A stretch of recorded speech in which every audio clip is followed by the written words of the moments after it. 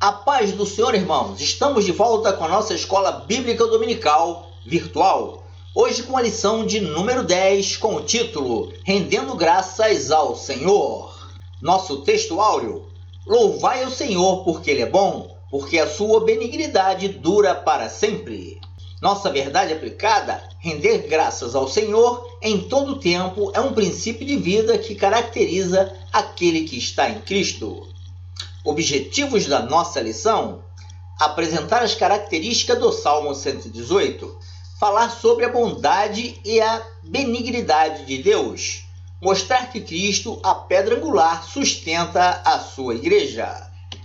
O nosso texto de referência encontra-se no Salmo 118, com os versos 1, 2, 5, 14, 22, 27, 28 e 29. Vamos fazer a leitura juntos, irmãos? Louvai ao Senhor porque Ele é bom, porque a sua benignidade dura para sempre. Diga agora, Israel, que a sua benignidade dura para sempre. Invoquei o Senhor na angústia. O Senhor me ouviu e me tirou para um lugar largo. O Senhor é minha força e o meu cântico, e se fez a minha salvação. A pedra que os edificadores rejeitaram tornou-se a cabeça da esquina. Deus é o Senhor que nos mostrou a luz. Atai a vítima da festa com cordas até as pontas do altar. Tu és o meu Deus, e eu te louvarei. Tu és o meu Deus, e eu te exaltarei. Louvai ao Senhor, porque Ele é bom, porque a sua benignidade dura para sempre. Introdução. O estudo do Salmo 118 destaca a relevância de exaltarmos o caráter de Deus, confiarmos nele em todo o tempo, testemunharmos os seus maravilhosos feitos. Irmãos, o Salmo 118 ele é categorizado como um salmo de ação de graças, ou seja, de agradecimento, onde o salmista ele comemora aparentemente alguma vitória em alguma batalha. A gratidão ela precisa estar presente em todos os momentos da nossa vida, pois somos gratos por tudo que o Senhor nos faz, que está fazendo e ainda fará. O apóstolo Paulo, quando escreveu a sua primeira carta aos Tessalonicenses, nos deixou vários conselhos, dentre eles um sobre a necessidade de agradecermos ao Senhor. Dar graça é estar agradecido. E quando damos graças em tudo, reconhecemos a soberania de Deus e descansamos em seus braços. Precisamos agir com gratidão por tudo aquilo que o Senhor é. E o salmista expressou essa gratidão quando ele escreveu o Salmo 118. Então, irmãos, vamos seguir nessa lição e nos aprofundarmos neste salmo. Tópico 1. Louvor como resultado da confiança. O Salmo 118 é um chamado para louvar a Deus pela sua bondade e seu socorro. Interessante o testemunho do salmista sobre o valor da confiança em Deus. Irmãos, conforme estudamos em outra lição, o louvor é uma forma de adoração, expressa através de cânticos ou música. Quando Deus criou os seres humanos, os dotou de dons maravilhosos, e um deles é o dom de compor, de cantar e de tocar lindas canções. Os salmos eles eram acompanhados de instrumentos para que as maravilhosas letras fossem entoadas na presença do Senhor e o seu nome fosse exaltado. Quão maravilhoso é louvar o Senhor, e mais maravilhoso ainda é saber que Ele nos ouve. Já imaginaram, irmãos, da grandeza desta situação? O Deus Todo-Poderoso, Criador dos céus e da terra, prestando atenção na nossa adoração a Ele? Quando Jesus disse que a adoração que o Senhor estava procurando viria do espírito do homem, Ele sabia que ainda que houvessem enormes dificuldades, os verdadeiros adoradores o adorariam em espírito e verdade. Quando uma adoração em forma de louvor sai da nossa boca durante momentos de dificuldade, significa que independente do que acontecer, o Senhor deve ser louvado, adorado. E quando isso acontece, o nosso grau de confiança no Senhor alcança patamares incríveis, e Deus observa tudo isso. Os 4 primeiros versos desse salmo, ele nos mostra isso. Imagina, irmãos, como vai ser lá no céu, quando nós cantarmos diretamente para o Senhor. Aleluia, irmãos! Subtópico 1.1, parte integrante dos salmos do Hallel. Hallel significa louvor. Um grupo de salmos são identificados como salmos de Hallel, que são do 113 ao 118. Irmãos, a história nos mostra que este salmo era o preferido de Martinho Lutero, pois ele escreveu a respeito deste salmo dizendo: "Este é o salmo que eu amo, porque muitas vezes tem feito bem à minha alma e me ajudado a sair de sérias dificuldades, quando nem imperadores, reis, homens sábios e inteligentes, nem mesmo os santos poderiam ter me ajudado." Amém, irmãos? Grande parte dos teólogos acreditam que o hino que Jesus cantou após participar daquela última Santa Ceia com seus discípulos tinha sido um salmo de Hallel, pois esses salmos eles eram cantados em ocasiões especiais. E a Santa Ceia ela era uma ocasião mais do que especial. Amém, irmãos? Vamos prosseguir com o próximo tópico. Subtópico 1.3, um salmo que expressa gratidão. Ao agradecer e louvar o Senhor, o salmista expressa seu amor a Deus de forma pura, sem fingimento e desinteressado. Irmãos, a gratidão do salmista ela é expressada neste salmo de uma forma maravilhosa. Como já vimos, esse ato expressa um profundo agradecimento e alegria por vivenciar momentos maravilhosos na presença do Senhor. O salmista expressa neste salmo a gratidão a Deus por ter experimentado terríveis aflições em sua vida, pois, segundo ele, tais aflições o fizeram ler, meditar, compreender e colocar em prática os estatutos do Senhor. E este é o segredo para agradecer ao Senhor por tudo que Ele tem feito na nossa vida, por tudo que nós temos vivenciado. Precisamos contar aquilo que o Senhor tem feito em nossas vidas.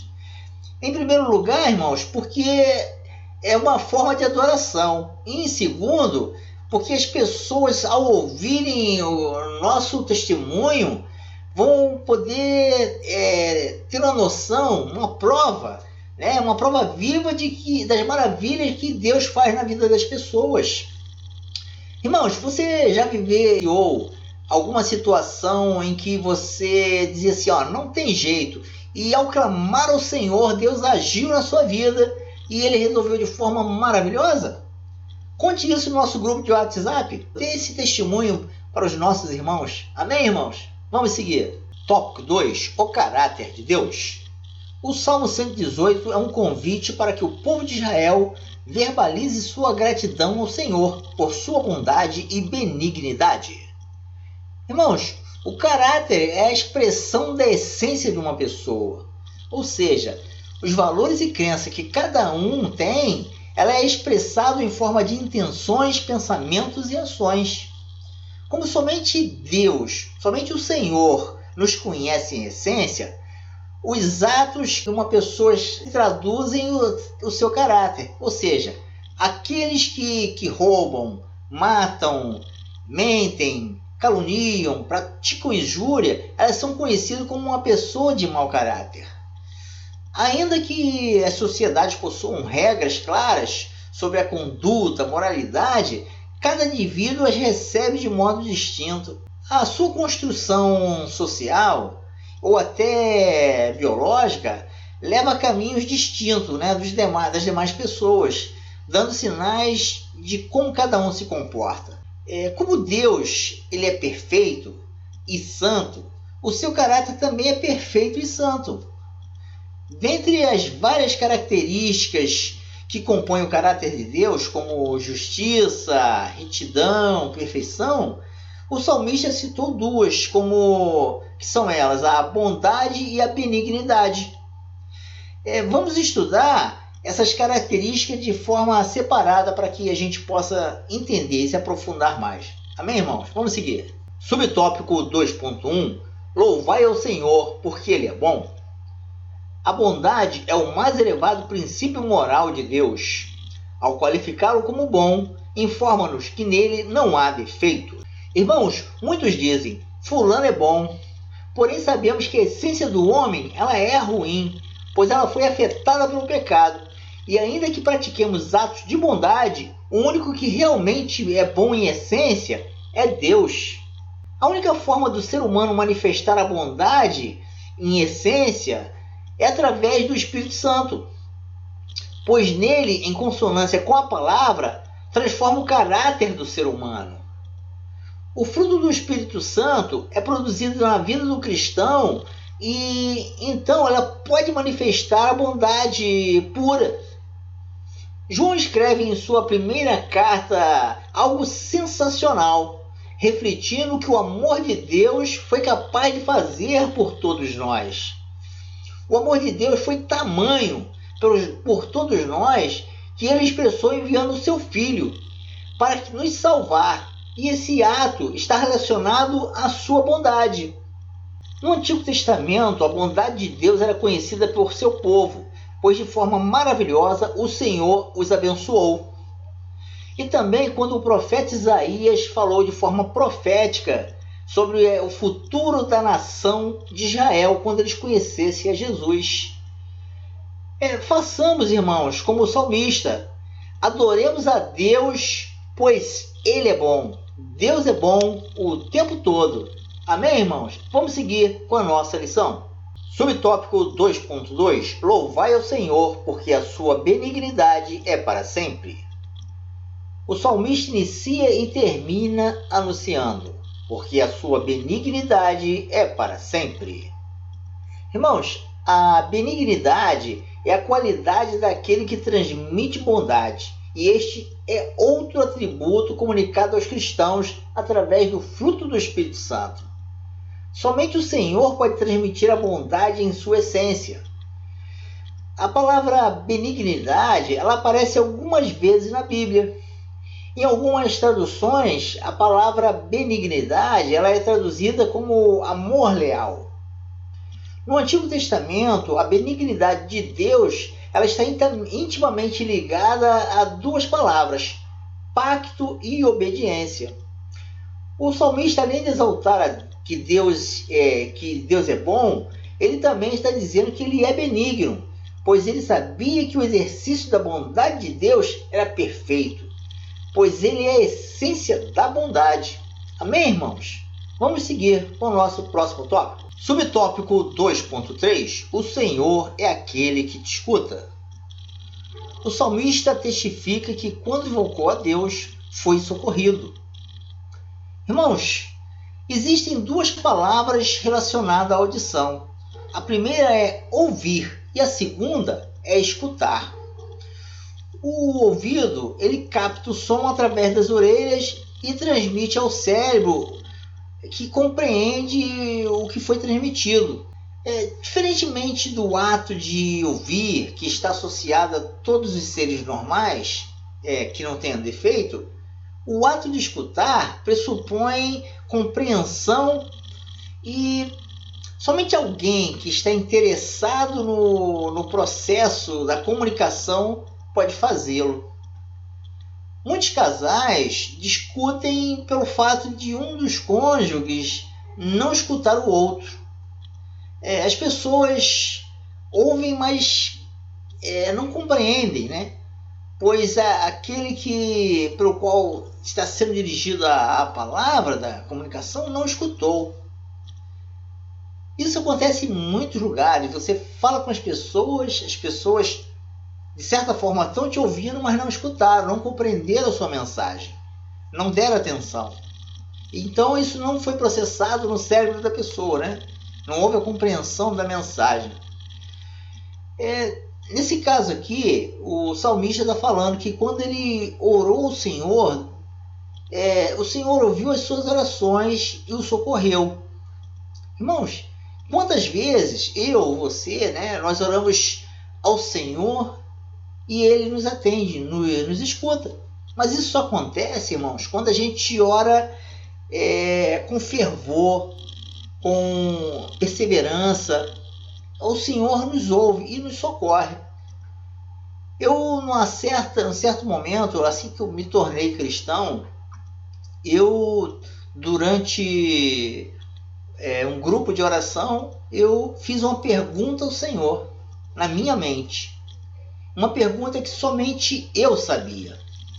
E naquele momento, Deus usou um vaso e me respondeu na mesma hora. Como um cristão recém-convertido, eu fiquei surpreendido quando Deus respondeu a minha pergunta durante uma oração. Deus escuta cada um de nós, irmãos. Confie nele, ore, persevere na sua oração, que Deus vai atender as suas súplicas, os seus pedidos. Amém, irmãos? Vamos seguir com a nossa lição. Tópico 3, o agir de Deus. Como é maravilhosa a ação de Deus. Irmãos, abordaremos nos próximos subtópicos sobre a ação de Deus em atenção aos nossos pedidos. E aprenderemos que o Senhor é atencioso para conosco e sempre nos convida a buscá-lo. Este tipo de convite, ele existe em toda a Bíblia e reflete o amor de Deus para com os seres humanos.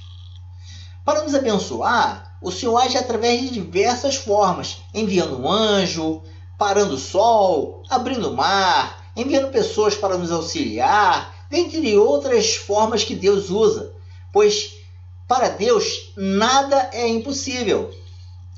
Existem momentos em que nos encontramos diante de uma situação que aos olhos do homem são impossíveis, mas para que Deus não é. Se não fosse o Senhor, nós poderíamos ser até massacrados. Mas, como para Deus nada é impossível, Ele é o nosso socorro. A Bíblia nos relata inúmeros casos do agir de Deus de forma maravilhosa. Quando tudo parecia perdido, Deus vai lá e estende a sua mão sobre o seu povo e age. Nós temos, por exemplo, a abertura do Mar Vermelho. O povo de Deus estava lá apreensivo, com medo do exército egípcio, e do outro lado o mar. Mas Deus naquele momento agiu e de forma maravilhosa Ele abriu o Mar Vermelho para que seu povo passasse e fosse salvo. Em um outro momento também nós temos o rei Ezequias, que estava com a sua cidade cercada pelos assírios e já estavam sem esperança. No entanto, ele orou ao Senhor, suplicou ao Senhor, e Deus enviou um anjo e matou todos os assírios, cerca de 185 mil assírios. Então, irmãos, nesse momento de aflição, de angústia, ore, suplique ao Senhor. Ele age de forma maravilhosa na sua vida.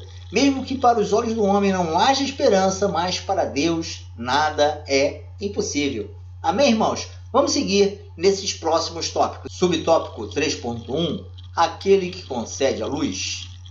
Deus nos chamou das trevas para a sua maravilhosa luz. Irmãos, no hebraico do Antigo Testamento, dar a luz poderia também significar trazer a vida, ou dar a vida, como a mãe fazia para ter um filho.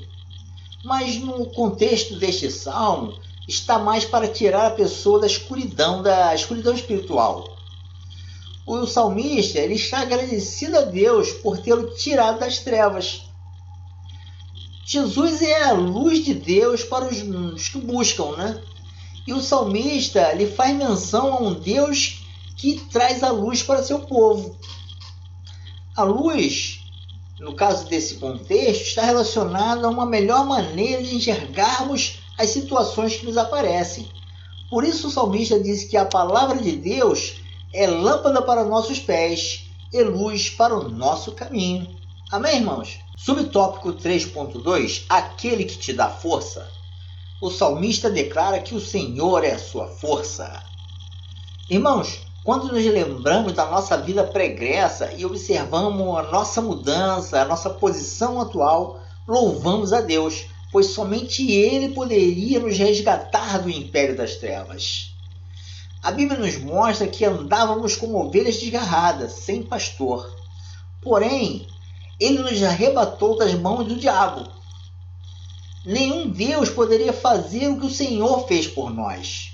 Nem tampouco poderia agir como o Senhor tem agido desde a fundação do mundo.